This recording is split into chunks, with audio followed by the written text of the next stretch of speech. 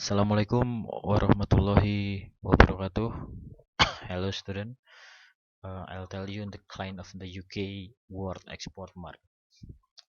Student, over the last 2 decades, the UK has continued to experience a decline in its share of the world market for a number of products. At the beginning of this time period, the Japanese were a growing force in international arena.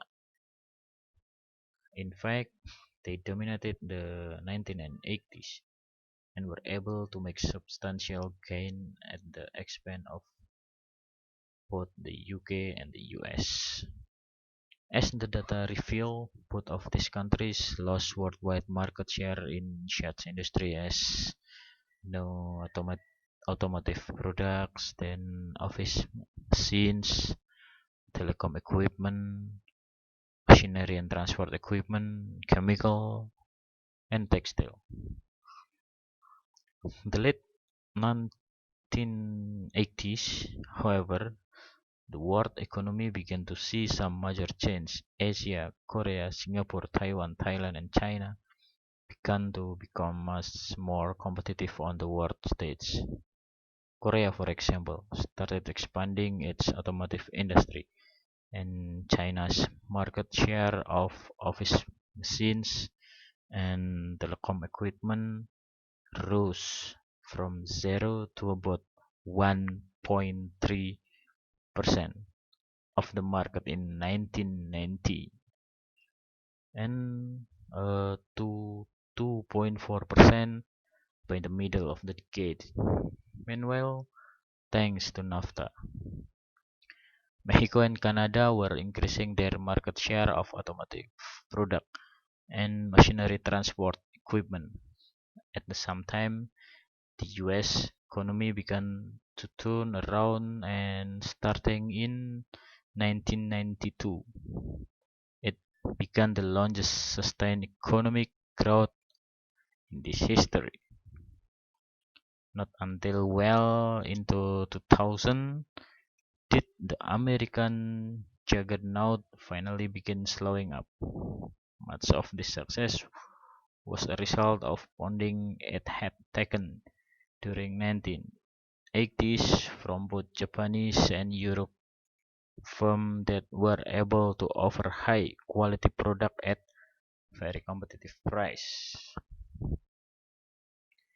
This is resulted in the Americans beginning to radically restructure many their industry, invest billion of new technology, plant equipment, and information technology, and introduce Six Sigma programs that allowed them to match the quality offering of worldwide competitor. As a result of this action, by the end of 1990s, the US share of the world export market in areas such as automotive, product, machinery, and transport equipment, and even chemical and textile was on the rise. Student, an understanding of international trade is critical to study of international businesses. The primary objective of this chapter is to examine key economics theories that help to explain why nation trade.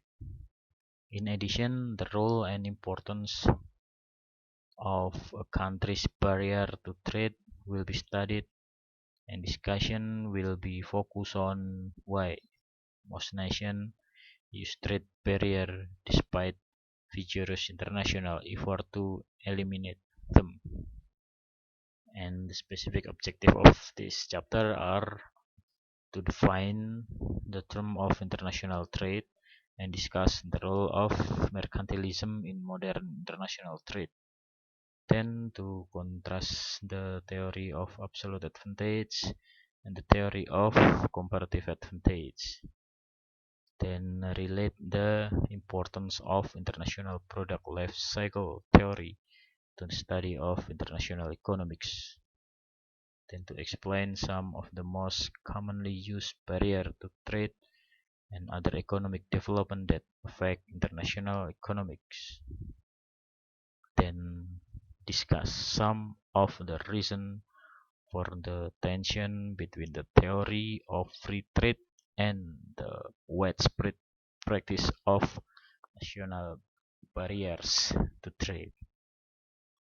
Yes, student, this is chapter 6, international trade.